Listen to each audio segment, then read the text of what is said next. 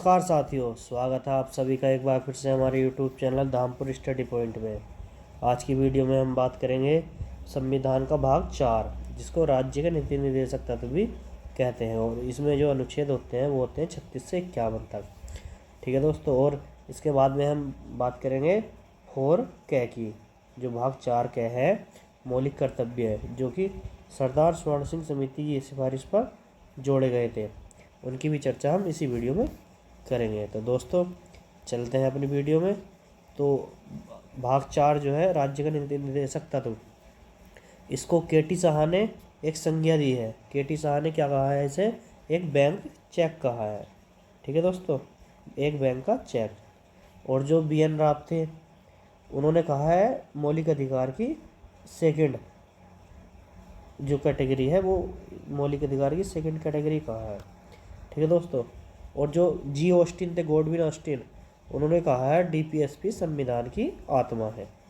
तो ये बात दोस्तों आपको याद रखनी है, आप कहीं भी नोट कर लीजिएगा मेरी बात को, जो भी मैंने बताई है।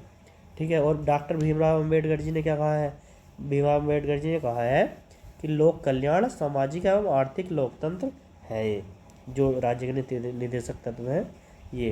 तो दोस्तों इनकी आवश्यकता क्यों पड़ी, इनकी आवश्यकता पड़ी कि ज़्यादा से ज़्यादा संख्या का कल्याण सुनिश्चित करना, यानी देश में जो नागरिक रह रहे हैं वो हर तबके का विकास हो सके, ताकि सभी को समान रूप से देखा जा सके। इसीलिए इसके ज़्यादा से ज़्यादा विकास के लिए, कल्याण के लिए राज्य के नीति निर्देशक तत्वों की आवश्यकता पड़ी। तो चलते हैं हम वीडियो में आगे।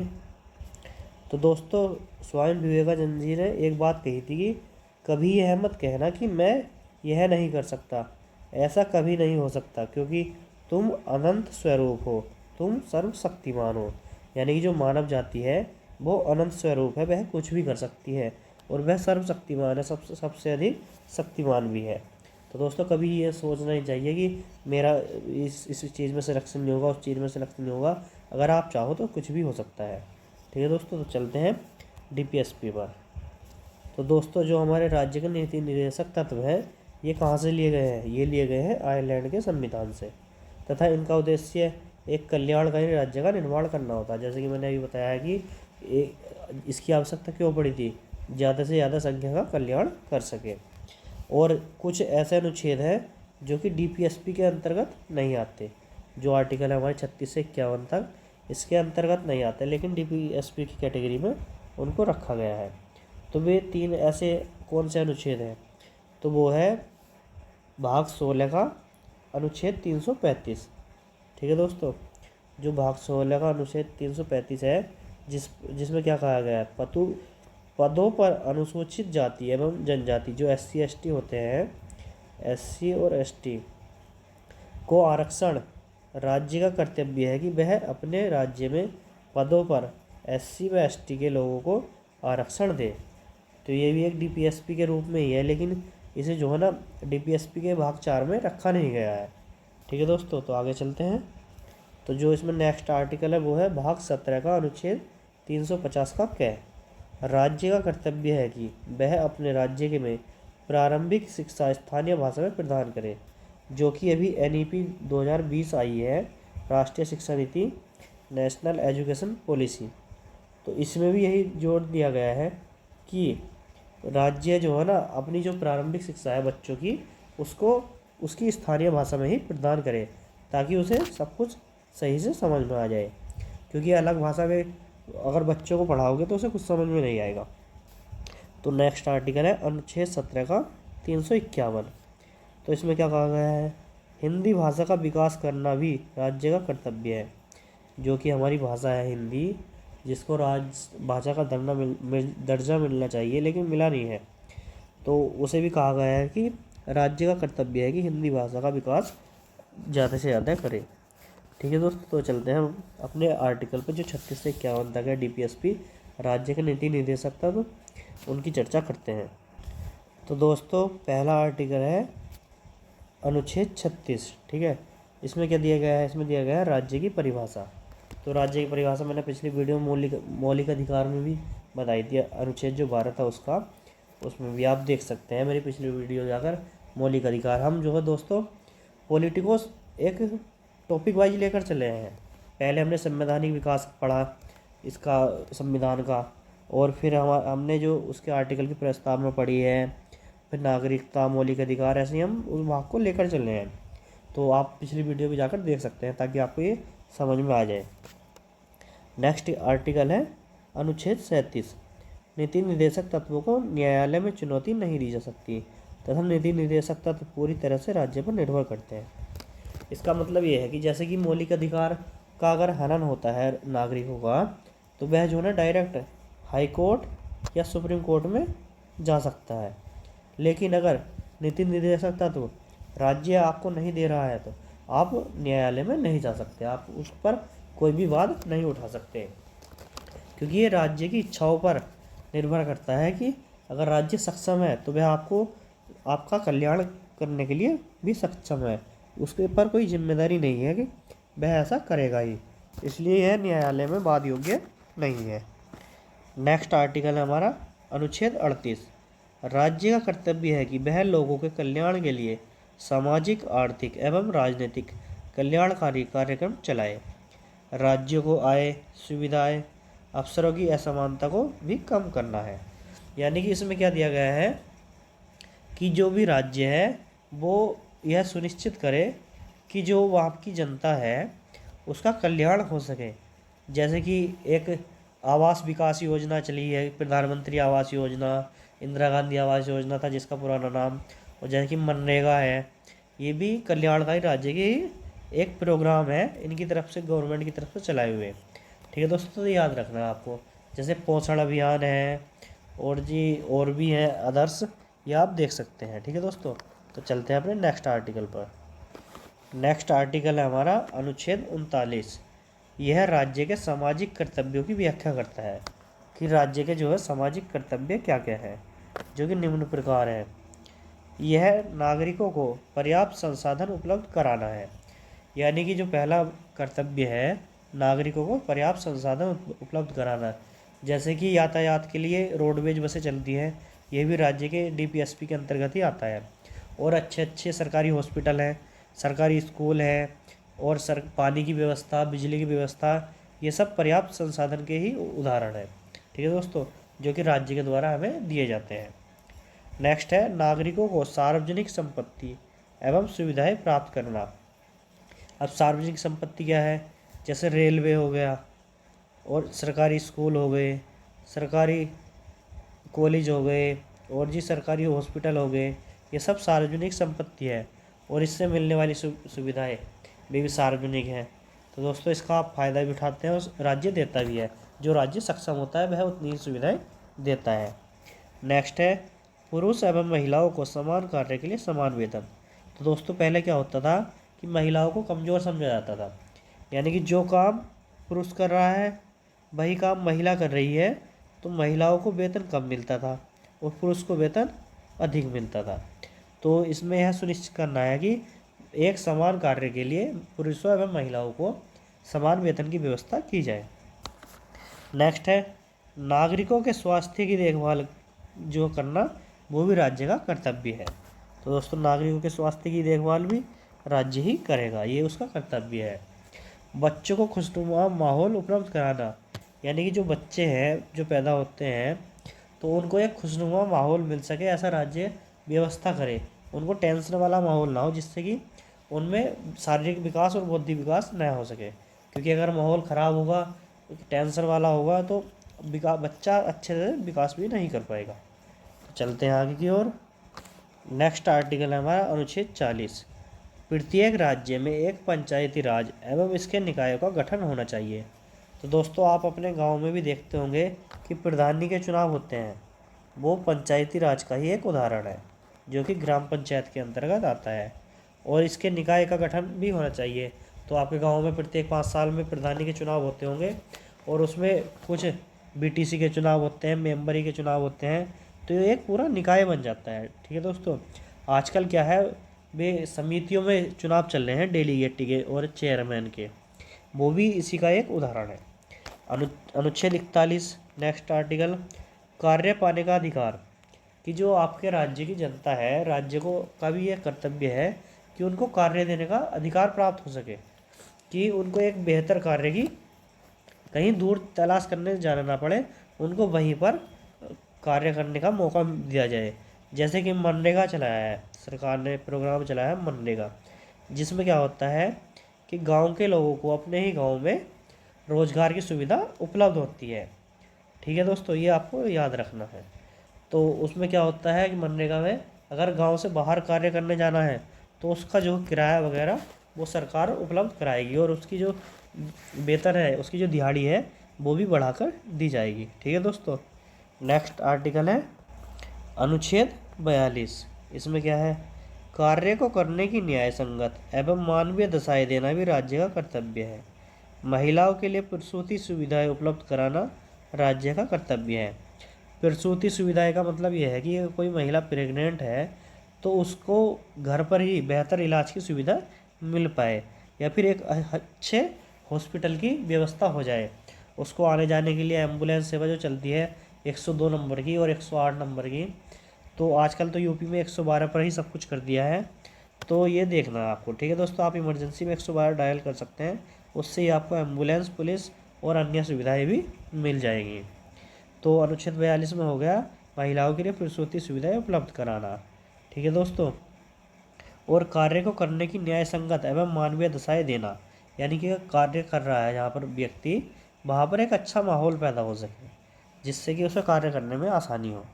नेक्स्ट आर्टिकल पर चलते हैं, अनुच्छेद 43। इसमें क्या है, कार्य को करने की न्यूनतम मजदूरी प्रदान करना, यानी कि आपको कोई कार्य दिया गया तो उसके लिए न्यूनतम मजदूरी निर्धारण करना भी सरकार का ही दायित्व है, यानी कि राज्य का कर्तव्य है कि किसी भी काम के लिए उस एक मजदूरी सेट हो जाए कि इससे कम में वो काम नहीं होगा, उससे ऊपर ही मिलेगा वेतन। ठीक है दोस्तों, तो ये आपको याद रखना है। जैसे कि राज्य उद्योगों के सृजन में लोगों को रोजगार देगा, कार्मिकों की भागीदारी को सुनिश्चित करेगा। ये किस में किया गया था, ये किया गया था 42 संशोधन 1976 द्वारा, जो कि आर्टिकल 43 है। ये 42वां संविधान संशोधन है, ये आपको याद रखना है। ठीक है दोस्तों, 42 अमेंडमेंट 1976 का। तो इसमें क्या है, उद्योग के प्रबंधन में कर्मचारियों की भागीदारी सुनिश्चित करें कि किस काम के लिए कितने व्यक्ति जरूरी है, ये सुनिश्चित करना होता है किस उद्योग में। ठीक है दोस्तों, तो नेक्स्ट आर्टिकल है हमारा अनुच्छेद 43 का बी, यानी कि ख। 2011 के 97वें संविधान संशोधन के तहत नीति निर्देशक तत्वों में अनुच्छेद 43 का बी को जोड़ा गया, जिसके तहत सहकारी, लोकतांत्रिक नियंत्रण एवं व्यावसायिक प्रबंधन का विकास करना है। ठीक है दोस्तों, तो ये आपको याद रखना है कि जो 97वां संविधान संशोधन हुआ था 2011 में, तो उससे नीति निर्देशक तत्वों में ये 43वीं बी का अनुच्छेद जोड़ा गया, जिसके तहत सहकारी, लोकतांत्रिक नियंत्रण एवं व्यावसायिक प्रबंधन का विकास हो सके। ठीक है दोस्तों, तो चलते हैं अपने नेक्स्ट आर्टिकल पर, अनुच्छेद 44। ये बहुत ही मोस्ट इम्पोर्टेंट आर्टिकल है जो बार बार एग्जाम में पूछा भी जाता है। इसमें क्या है कि संघ के संपूर्ण क्षेत्र में समान नागरिक संहिता को लागू कराना, इसको कॉमन सिविल कोड भी कहा जाता है, और इसको लागू करने वाला जो पहला राज्य है वो है गोवा। ठीक है दोस्तों, देश का पहला राज्य गोवा है। इसमें क्या है, इसे बोला जाता है समान नागरिक संहिता, यानी कि प्रत्येक नागरिक को समान रूप से देखा जाएगा राज्य के लिए, कि भेदभाव नहीं होगा। नेक्स्ट आर्टिकल है 45। 0 से 6 वर्ष की उम्र के बच्चों के लिए निःशुल्क एवं अनिवार्य शिक्षा प्रदान करना, जो कि आजकल जो है जो 86वां संविधान संशोधन हुआ था 2002 में, उससे यह तय किया गया था कि आर्टिकल जो 21 का क्या है, जो मैंने उसमें पढ़ाया है मौलिक अधिकार में, कि 0 से 6 वर्ष की बच्चों का जो अधिकार है, मूल अधिकार है शिक्षा को प्राप्त करना, यानी कि उनको शिक्षा प्रदान अवश्य कराई जाएगी, उनका मौलिक अधिकार है। अगर ऐसा नहीं होता है तो उनके मौलिक अधिकारों का हनन हो रहा है। ठीक है दोस्तों, तो अनुच्छेद 45 में 0 से 6 वर्ष की आयु के बच्चों को निःशुल्क एवं अनिवार्य शिक्षा प्रदान कराना ये कर्तव्य है राज्य का और अभिभावकों का भी। ठीक है दोस्तों, तो अनुच्छेद 46 अनुसूचित जाति, अनुसूचित जनजाति, एवं दुर्बल वर्ग के लोगों की शिक्षा का विकास, आर्थिक हितों की रक्षा एवं शोषण से सुरक्षा सुनिश्चित करना है।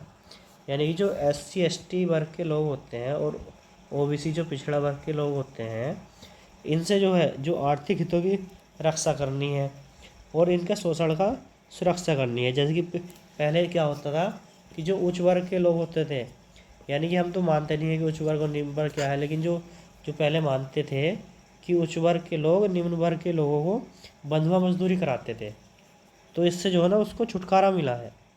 ठीक है दोस्तों, तो चलते हैं आगे की ओर। नेक्स्ट आर्टिकल है हमारा अनुच्छेद 47, लोक स्वास्थ्य की रक्षा के लिए राज्य किसी भी खाद्य एवं मादक पदार्थ पर प्रतिबंध लगा सकता है। यानी कि दोस्तों जो मादक पदार्थ है हमारे, या अफीम वगैरह चरस वगैरह है, तो राज्य इस पर प्रतिबंध लगा सकता है कि जो मतलब जनता है उसके राज्य की, उसकी सुरक्षा को देखते हुए ये भी राज्य का कर्तव्य है। नेक्स्ट आर्टिकल है अनुच्छेद 48। अनुच्छेद 48 में क्या है कि राज्य में कृषि पशुपालन एवं वैज्ञानिक प्रणाली का विकास, गोवध पर प्रतिबंध। यानी कि जो कि राज्य में कृषि पशुपालन है उसमें विभिन्न टेक्नोलॉजी का उपयोग किया जाए कि कृषि को आसान बनाया जाए, क्योंकि किसान होता है वह संपूर्ण देश के लिए अनाज बोता है, उसकी कटाई बुनाई करता है और पूरे देश में पहुंचाता है। तो उसमें जो है नई नई टेक्नोलॉजी का विकास हो, उसको टेक्नोलॉजी से किसान को परिचित कराना और वैज्ञानिक प्रणाली का उपयोग करना। और जो गोवध है, जो गाय हमारी माता है, जो उस पर प्रतिबंध लगाना है। ठीक है दोस्तों। नेक्स्ट आर्टिकल है 48 का ए। अब इसको संविधान में बाद में जोड़ा गया था। अभी कब जोड़ा गया था? 42 संविधान संशोधन 1976 के द्वारा। इसमें क्या 48 ए को जोड़ा गया, जिसके तहत पर्यावरण एवं वन्य जीवों की रक्षा करने का प्रावधान है। तो दोस्तों जो हमारे वन्य जीव हैं, जो वनों में जीव रहते हैं, उनकी रक्षा करना और पर्यावरण की रक्षा करना, ये भी राज्य का एक कर्तव्य है। राज्य का नीति निर्देशक तत्व में आता है। तो चलते हैं अपने नेक्स्ट आर्टिकल पर। नेक्स्ट आर्टिकल है हमारा अनुच्छेद 49, राष्ट्रीय स्मारकों की सुरक्षा करना। जो हमारे राष्ट्रीय स्मारक हैं जैसे कि लाल किला, ताजमहल और भी अन्य चीज़ें हैं, महल हैं राजाओं के पुराने ज़माने के, तो उनकी रक्षा करना भी राज्य का एक कर्तव्य है। अनुच्छेद 50, इसमें क्या है? इसमें है लोक सेवाओं में कार्यपालिका न्यायपालिका का पृथक्करण। जो भी मतलब लोक सेवाएं हैं, जो प्रशासनिक सेवाएं होती हैं, सरकारी सेवाएं जो नागरिकों को प्रदान की जाती हैं, उसमें कार्यपालिका और न्यायपालिका को अलग अलग किया गया है, अलगाव किया गया है, जिससे कि कार्यपालिका अपना कार्य सही ढंग से कर सके और अगर वह सही ढंग से न करे तो उसके लिए न्यायपालिका को रखा गया है। ठीक है दोस्तों, वह न्यायपालिका उससे सही ढंग से कराएगी। अनुच्छेद 51।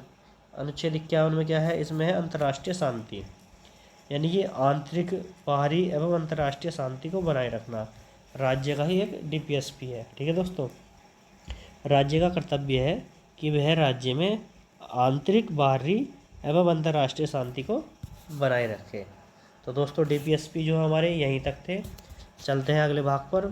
भाग 4 का क्या है? जो मौलिक कर्तव्य है सरदार स्वर्ण सिंह समिति की सिफारिश पर जोड़े गए थे 42वें संविधान संशोधन के द्वारा। देखते हैं उनको। तो ये है दोस्तों संविधान का भाग 4 का ए, मौलिक कर्तव्य, अनुच्छेद 51 का ए।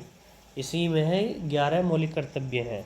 तो दोस्तों अगर आपको वीडियो पसंद आ रही है तो हमारी वीडियो को लाइक करें, कमेंट करें और शेयर करें अपने दोस्तों के साथ, ताकि उन तक भी ये महत्वपूर्ण जानकारी पहुंच जाए। और अगर आप हमारे चैनल पर नए हो तो चैनल को सब्सक्राइब करना ना भूलें, जिससे कि आपको हमारी जो क्लासों की नोटिफिकेशन है वो समय से मिलती रहे। तो चलते हैं मौलिक कर्तव्य पर। तो मौलिक कर्तव्य अनुच्छेद 51 का ए, यानी 51 का कै भी इसको हम बोल सकते हैं। तो 1976 के 42वें संविधान संशोधन के तहत भाग 4 कै को जोड़ा गया, जिनमें मौलिक कर्तव्य हैं जिन्हें रूस से लिया गया है। तो दोस्तों ये याद रखना है, DPSP को कहाँ से लिया गया है? ये लिया गया है आयरलैंड से। ठीक है दोस्तों। और अनुच्छेद 51 का जो कै है मौलिक कर्तव्य, ये लिया गया है रूस के संविधान से, और ये सरदार स्वर्ण सिंह समिति की सिफारिश पर जोड़े गए हैं। ठीक है दोस्तों, ये आपको ध्यान रखना है। सर्वप्रथम मौलिक कर्तव्यों का आह्वान सरदार स्वर्ण सिंह समिति द्वारा किया गया है। तो चलते हैं आगे की ओर। तो दोस्तों 51 का क्या जो आर्टिकल है, इसके तहत कुल 11 मौलिक कर्तव्य जोड़े गए हैं, लेकिन मूल संविधान में केवल 10 ही जोड़े गए थे। ठीक है दोस्तों। तो नंबर 1 क्या है कि संविधान का पालन करें और उसके आदेशों, संस्थाओं, राष्ट्रीय ध्वज और राष्ट्रगान का आदर करें। ये हमारा पहला जो कर्तव्य है। ठीक है दोस्तों, मौलिक कर्तव्य। सेकंड क्या है कि राष्ट्र जो स्वतंत्रता के लिए राष्ट्रीय आंदोलन को प्रेरित करने वाले उच्च आदेशों को हृदय में संजोए रखें एवं उनका आदर करें। तो दोस्तों जो हमारा देश जब आज़ाद हुआ था, तब कुछ ऐसे जो वे बने थे, जो महान क्रांतिकारी थे हमारे, उनको हमें हमेशा आदर करना चाहिए, उनके आदर्शों का भी आदर करना चाहिए। ठीक है दोस्तों। नेक्स्ट है भारत की संप्रभुता, एकता एवं अखंडता की रक्षा करें तथा उसका पालन करें। जो भारत की संप्रभुता है, एक अच्छी इमेज बनी हुई है, तथा इसमें जो एकता का भाव है भारत की जनता में, इसको बनाए रखें और अखंडता को बनाए रखें। यह भी हमारा एक मौलिक कर्तव्य है। नेक्स्ट मौलिक कर्तव्य हमारा देश की रक्षा करें। जो हमारा देश है उसकी जो संपत्ति वगैरह है, सरकारी संपत्ति वगैरह, उसकी रक्षा करें और आह्वान किए जाने पर देश की सेवा करें। यानी कि दोस्तों जब कभी ज़रूरत पड़े हमारी, जो बॉर्डर वगैरह पे युद्ध वगैरह हो जाते हैं पाकिस्तान, चीन से या किसी अन्य देशों से, तो अगर हमारी वहाँ पर ज़रूरत है तो ये हमारा मौलिक कर्तव्य है कि हम अपने देश की रक्षा करें और आह्वान किए जाने पर देश की सेवा भी करें। नेक्स्ट है देश के सभी लोगों में समरसता और समान भ्रातृत्व की भावना का विकास करें तथा ऐसी प्रथाओं का त्याग करें जो स्त्रियों के सम्मान के विरोध हो। ठीक है दोस्तों। तो जो देश में है सभी लोगों को समानता के से देखें, यानी कि अपने जो भाई बंधु हैं उनको भाई बंधु का भाव ही रखें। किसी से भी दुश्मनी वगैरह, लड़ाई झगड़े नहीं करने चाहिए हमको। और जो स्त्रियों के सम्मान के विरुद्ध हो, यानी कि जो स्त्रियों का सम्मान नहीं करता हो, उसका भी आपको विरोध करना चाहिए और ऐसी प्रथाओं का त्याग करना चाहिए जो कि स्त्रियों के लिए हानिकारक हो या फिर उनके विरुद्ध हो। ठीक है दोस्तों। तो चलते हैं अगले आर्टिकल पर। अगला है हमारी सामाजिक संस्कृति, गौरवशाली परंपरा का महत्व समझे और उसका परीक्षण करें। तो दोस्तों हमारी जो संस्कृति है, पुरानी संस्कृति, ये हमारी संपत्ति बोल सकते हैं इसे। तो जैसे हम पहले बड़ों का आदर करते थे, तो अब भी बड़ों का आदर करते हैं। तो इसको जो है ना बनाए रखें आगे, और इसका महत्व भी समझाए कि हमेशा बड़ों की बात माननी चाहिए, अपने गुरुजनों का सम्मान करना चाहिए, अपने से सभी बड़ों को आदर और सम्मान से बोलना चाहिए। ये ही हमारी सामाजिक संस्कृति है, इसको बनाए रखना है। ठीक है दोस्तों। नेक्स्ट है 7वां मौलिक कर्तव्य, प्राकृतिक पर्यावरण की रक्षा करें। जो कि हमारे चारों ओर है, हमारे पेड़ पौधे और जो हमारा पर्यावरण है चारों तरफ का, उसकी रक्षा करनी है, उसका संवर्धन करें, उसको बढ़ावा दें। कि मतलब अगर कोई अच्छे अच्छे पेड़ लग रहे हैं तो वहाँ पर और भी अच्छे अच्छे पेड़ लगाने चाहिए, जिससे कि हमारा जो वातावरण है वो शुद्ध दिखाई दे और स्वच्छ दिखाई दे। एवं प्राणी मात्र के लिए दया भाव रखें। जो भी प्राणी है जिनमें जीवन है, जैसे हमारे पेड़ पौधे हो गए और छोटे छोटे जीव जंतु हो गए, उनके प्रति जो है दया भाव रखें, उनको मारे ना और उनकी हत्या ना करें बिना वजह के। ठीक है दोस्तों। चलते हैं नेक्स्ट आर्टिकल पर। तो नेक्स्ट मौलिक कर्तव्य हमारा कि वैज्ञानिक दृष्टिकोण, मानववाद, ज्ञानार्जन तथा सुधार की भावना का विकास करें। यानी कि दोस्तों हमेशा जो है ना हमें ज्ञान का अर्जन करते रहना चाहिए, अच्छा ज्ञान लेते रहना चाहिए और गलत ज्ञान को हमें वहीं पर छोड़ देना चाहिए। और सुधार की भावना का विकास करें, यानी कि अपने आप में, अपने वातावरण में एक अच्छी जो दिशा है उसकी तरफ सुधार करना चाहिए। वैज्ञानिक दृष्टिकोण, जो हमारी नई नई टेक्नोलॉजी आ रही हैं जो हमारे लिए लाभकारी है, उसका उपयोग करना चाहिए, उसको बढ़ावा देना चाहिए। मानववाद, यानी कि सब में जो है मिलजुल कर रहना चाहिए, सभी भाई बंधुत्व के आधार पर रहना चाहिए।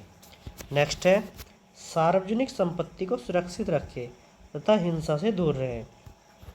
सार्वजनिक संपत्ति जैसे कि हमारा ताजमहल हो गया आगरा में, लाल किला हो गया दिल्ली में, और जी भी जामा मस्जिद वगैरह है, और भी जो हमारी जो सार्वजनिक संपत्ति है जैसे स्कूल कॉलेज हो गए, रेलवे हो गया, तो इनका जो है ना इन्हें सुरक्षित रखना चाहिए हमें। हमारा यह कर्तव्य है कि हम इसको सुरक्षित रखें, अपने आसपास में साफ सफाई रखें और हिंसा से दूर रहें, यानी कि लड़ाई झगड़ों से दूर रहें। जैसे कि गांधी जी थे, वो अहिंसावादी थे, वे लड़ाई झगड़ों से दूर रहते थे। तो हमें भी हिंसा से दूर रहना है। नेक्स्ट है, व्यक्तिगत और सामूहिक गतिविधियों में उत्कर्ष की ओर बढ़ने का प्रयास करें। यानी कि जो व्यक्तिगत है और सामूहिक गतिविधि है, जब किसी भी कार्य के लिए सामूहिक गतिविधि हो रही है, कोई अच्छा कार्य है, तो उसमें जो है ना बढ़ चढ़ कर हिस्सा लेना चाहिए, हमें उसे बढ़ावा देना चाहिए और व्यक्तिगत और सामूहिक गतिविधियों को उत्कर्ष की ओर बढ़ाने का प्रयास करना चाहिए। नेक्स्ट है हमारा लास्ट मौलिक कर्तव्य 11वां, इस मूल कर्तव्य को 2002 के 86वें संविधान संशोधन के तहत जोड़ा गया, जिसमें है 6 से 14 वर्ष की आयु के बच्चों के माता पिता या उसके संरक्षक उन्हें शिक्षा के अवसर प्रदान करेंगे। तो दोस्तों आपने देखा होगा कि मौलिक अधिकार की वीडियो में भी बताया गया है कि जो आर्टिकल 21 का क्या है, 21 का क्या है, 86वें संविधान संशोधन 2002 के तहत मौलिक कर्तव्य बना दिया गया है। 6 से 14 वर्ष के बच्चों को शिक्षा का अधिकार मौलिक अधिकार बना दिया गया है। और जो आर्टिकल 45 है हमारा डीपीएसपी में, राज्य के नीति निर्देशक तत्व, उसमें राज्य का कर्तव्य है कि वो 6 से 14 वर्ष के बच्चों की आयु के जो बच्चे हैं 6 से 14 वर्ष के, उनको उनका कर्तव्य है मतलब राज्य का कि उनको शिक्षा प्रदान करे। और अब इसमें जो हमारे मौलिक कर्तव्य हैं, इसमें भी 86वें संविधान संशोधन 2002 के तहत जोड़ा गया कि 6 से 14 वर्ष की आयु के बच्चों के माता पिता का कर्तव्य है कि उन्हें शिक्षा का अवसर प्रदान करें। ठीक है दोस्तों, तो ये हमारे मौलिक कर्तव्य थे। आगे चलते हैं। तो दोस्तों ये एक फ़ोटो वायरल हो रहा है, श्री राम 2023, यानी कि जो राम मंदिर बन रहा है अयोध्या में, उसके लिए आज ये वायरल हुआ है। ठीक है दोस्तों, तो श्री राम की ईंट है जो मंदिर में निर्माण कार्य में लगेगी। तो दोस्तों सभी को जय श्री राम, राधे राधे। तो आज की वीडियो में दोस्तों इतना ही था। अगर आप हमारे चैनल पर नए हो तो चैनल को सब्सक्राइब करना ना भूलें, और आपको हमारी वीडियो पसंद आई हो तो वीडियो को लाइक करें, शेयर करें और कमेंट कर जरूर बताएं कि आपको हमारी वीडियो कैसी लगी, और अपने दोस्तों के साथ शेयर करें। तो दोस्तों आज की वीडियो में इतना ही था। जय हिंद, जय भारत, वंदे मातरम।